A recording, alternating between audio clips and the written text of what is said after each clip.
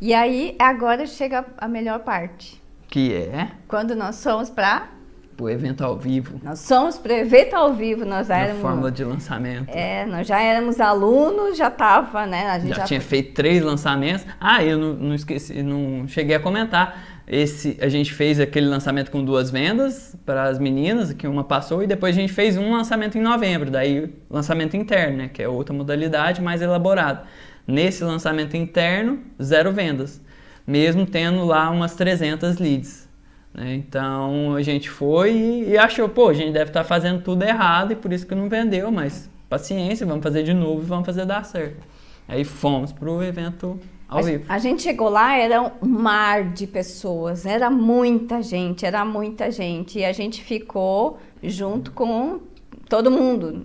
A gente não estava na área VIP, onde desfilavam quem eram os faixas pretas, quem eram os faixas marrons, a gente estava lá, que você chegava lá, às vezes, no evento às 6:30 da manhã, já tinha gente lá na porta para poder correr. Pegar os melhores lugares, era estouro da boiada. Exatamente, aí você via que você pagava um horror para estar lá, você pagava para passagem, hospedagem, tudo para você estar lá, para você chegar lá, e a gente via pessoas sendo atropeladas, porque as pessoas corriam para pegar os melhores lugares para ficar mais próximo do Érico, e daí todo mundo corria para pegar os melhores, aí as pessoas caíam em cima das pessoas, assim, era uma loucura. Tratado assim igual bicho mesmo, hein? Que se dane. Então, assim, e foi nesse mar aí que a gente foi. Foi no segundo dia, né, que começou a ser falado do Insider. Foi. Eu confesso que eu não tinha muita noção dessa questão de que a gente estava indo e que lá ia ser vendido um outro curso. O Igor já tinha mais noção disso. Até eu ouvia falar do Insider e dos os faixas pretas, como é que eles chamam? Dos Platinums, que a gente até via nos stories, todo mundo lá próximo do Érico e tal, e você acaba sonhando estar lá também, porque você tem um produto e você está fazendo tudo, você imagina que você vai ser o próximo.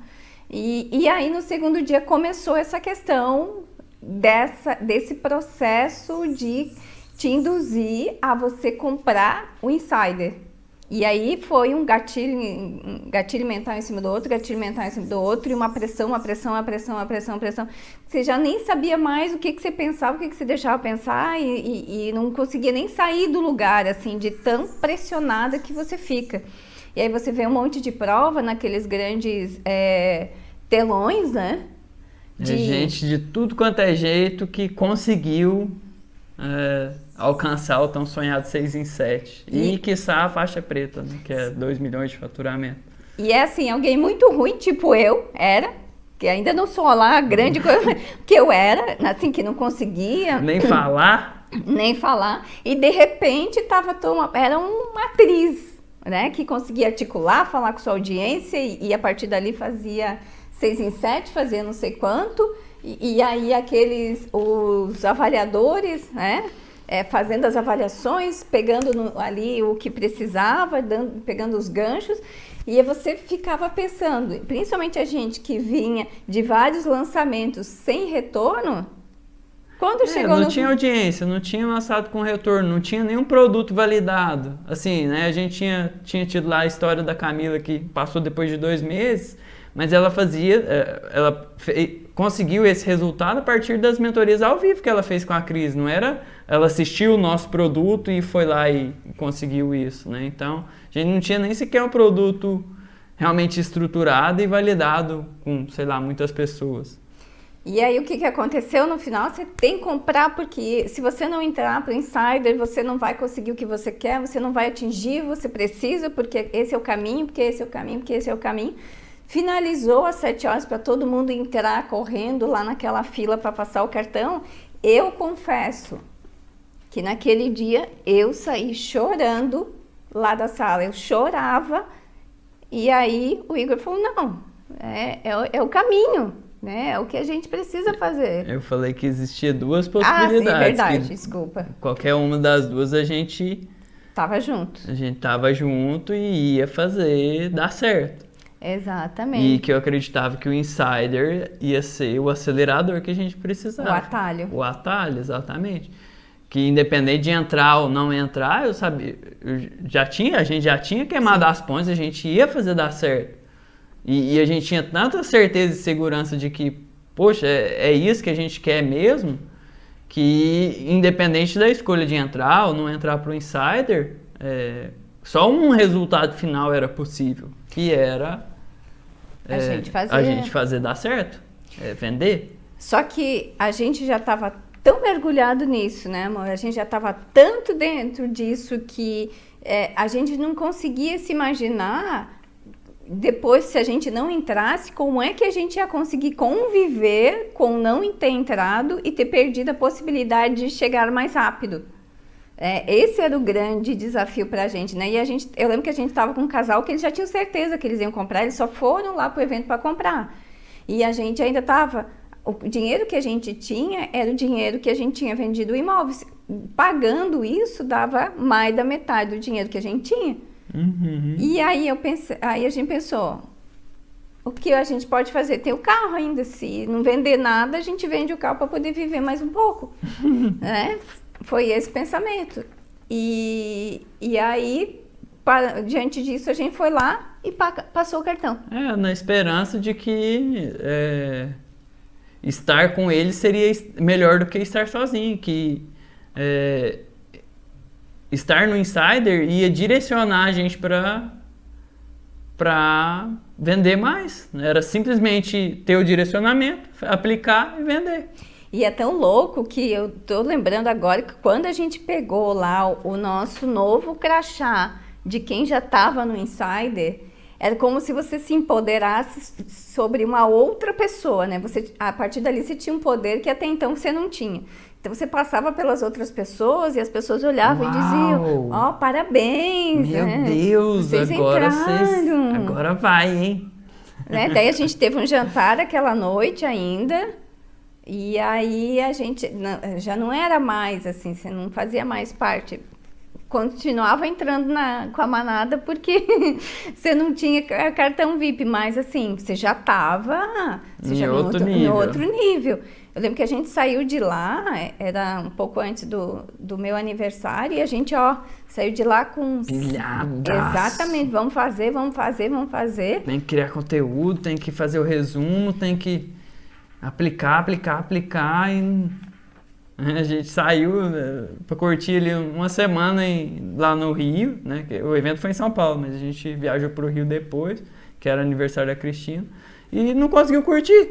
Porque era tanta pilha, era tanta pressão, era tanta cobrança, era tanta ansiedade. Tem que fazer.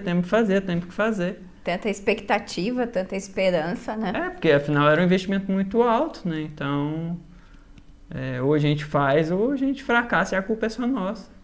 E aí a gente fez. Tudo era...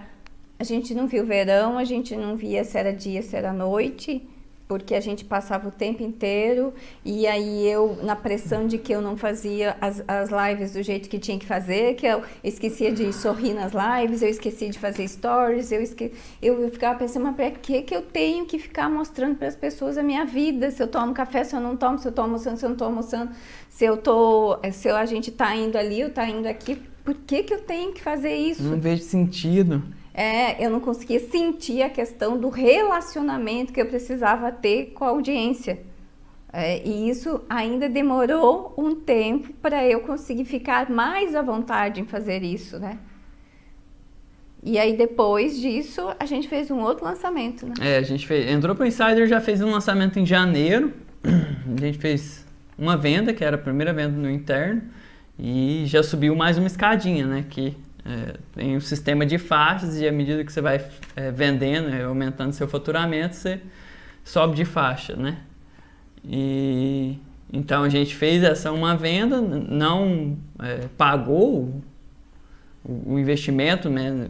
Ficou eles por elas, e entregamos o produto para um aluno. Na verdade, a Cris já tinha alunos, pacientes no consultório, né? E aí ela ofereceu para alguns e fez uma turma ali com 5, 6 pessoas, né? De forma gratuita, que era para a gente poder validar o nosso produto, né? O produto, no caso, daí gravado, né? A gente fez a primeira versão dele. E aí depois outro lançamento em março, daí a gente já vendeu mais. A gente vendeu o quê?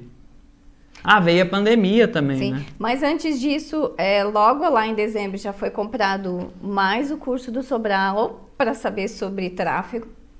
Foi comprado, o de copy foi comprado naquela época. Não, foi começo de 2020. No começo de 2020 foi comprado o curso do Marcelo para saber como escrever uma boa copy. Para quem não sabe, copy é o script do que você vai falar, é a estrutura argumentativa que vai persuadir a pessoa a comprar sua ideia, a comprar seu produto.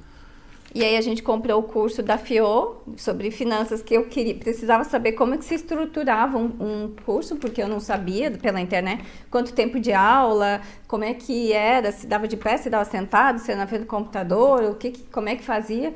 E aí a gente comprou o curso dela para ter uma noção e também para fazer o curso, né? Uhum. Sobre finanças, mas para mim era mais para eu saber como é que era a postura, se fazia mentoria, se não fazia. E aí a gente foi investindo em vários cursos até hoje, né? Sim. Em relação a isso. Aí a gente achava que para ter mais produtividade, então compramos Cronos do Wendel. Compramos o curso do Wendel, depois a gente comprou os 5 liberdades para saber o que você tem que fazer nesse marketing digital, e aí veio a pandemia. Tá um pouco atrapalhada essa sua linha do tempo aí, porque a pandemia veio antes dos 5 liberdades. Sim, é verdade. E antes da pandemia também a Júlia começou a trabalhar com a gente, que é muito prático para você equilibrar, né, numa mão só. Quem fala que eu me lancei no digital e era só eu sozinho, mentira. Isso não existe, não. Ou a pessoa já tinha audiência, né, e foi construindo já ao longo de muitos anos e aí vendeu em cima dessa audiência, ou teve gente ajudando, porque não tem como você ser expert, você gravar, você editar, e fazer tudo e fazer Nutella, e não tem jeito. Faltam horas no dia para você conseguir dar conta de fazer tudo. Pode até fazer com 2 pessoas, né? Mas uma pessoa sozinha... E aí veio a pandemia.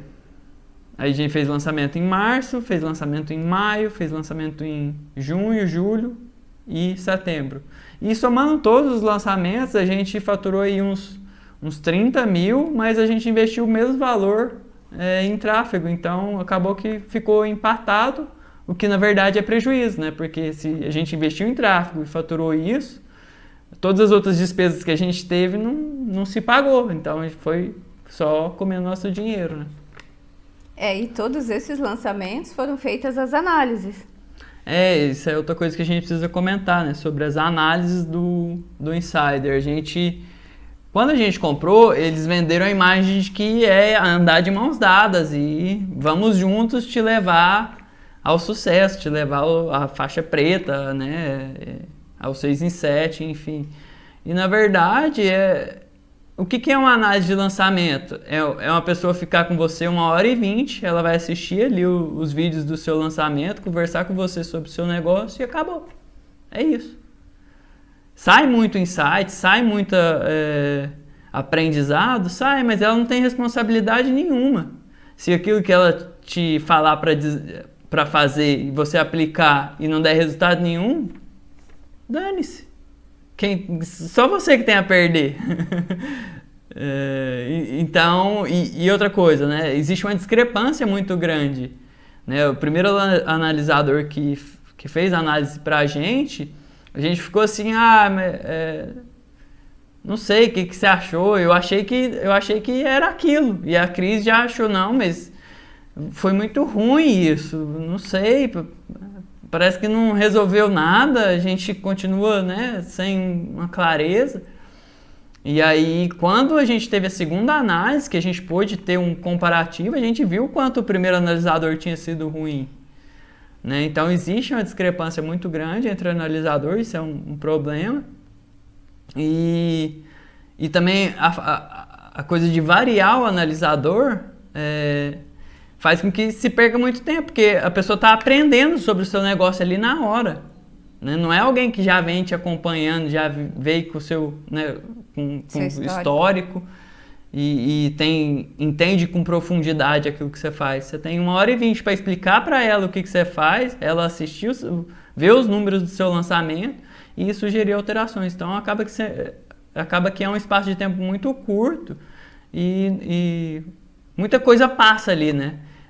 Quando ele te vende, quando te vende o insider, eles te vendem a coisa de descobrir os pontos cegos, né? Essa que é a copy, né?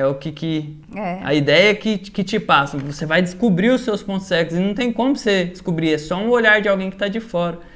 Mas quem está de fora também não acha todos os pontos cegos, né? Então... E principalmente os nossos não foram encontrados. Até foi dado, né? Sugestões... A gente melhorou demais, Sim. Isso não tem o que negar. Se você pegar e assistir o primeiro lançamento, que seja o de janeiro lá e assistir o último, você tira o chapéu de evolução na qualidade, de copy, a questão do tráfego, a qualidade audiovisual, a sua habilidade em falar com o teleprompter, em falar com a câmera, a desenvoltura, tudo melhorou. Só as vendas que não. Só que tudo isso melhorou diante daquilo que a gente foi buscar para melhorar, aquilo que a gente não se conformava que não estava bom. Eu não me conformava que eu seria só aquilo. Eu fui fazer curso de teatro, eu fui buscar para ver quais são as cores que ficavam melhor para mim. O Igor foi sempre buscando informação na internet. O vídeo não dava certo, ele ia lá e buscava uma informação. Então... Quando você entra no Insider, tem lá milhões de avaliações para você ver, só que elas não são catalogadas por interesse. Às vezes você coloca lá o nome e você não consegue encontrar e você vai ter que dar sua interpretação por você. Em cima de uma análise de outro negócio, de outra pessoa, de outra realidade, você tem que tirar um insight e pensar em filtrar Sim. aquilo que talvez se encaixe no seu negócio, né? Então...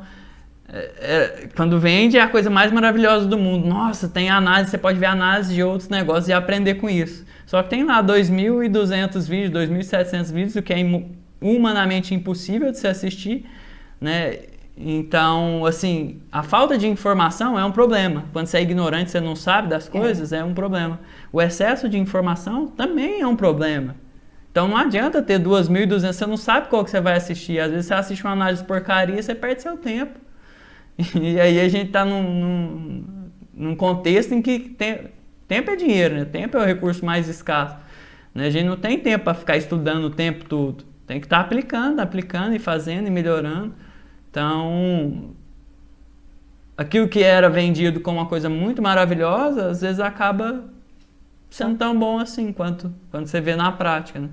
Eu já assisti mais de, 20, 30 análises, mas... assisti muita análise porcaria mesmo.